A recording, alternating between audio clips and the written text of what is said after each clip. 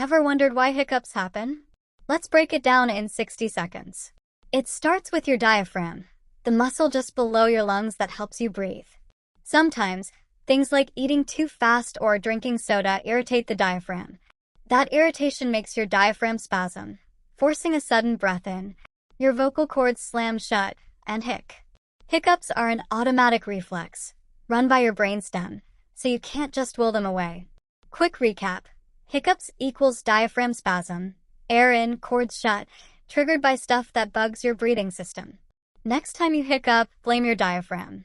Follow for more 60-second science.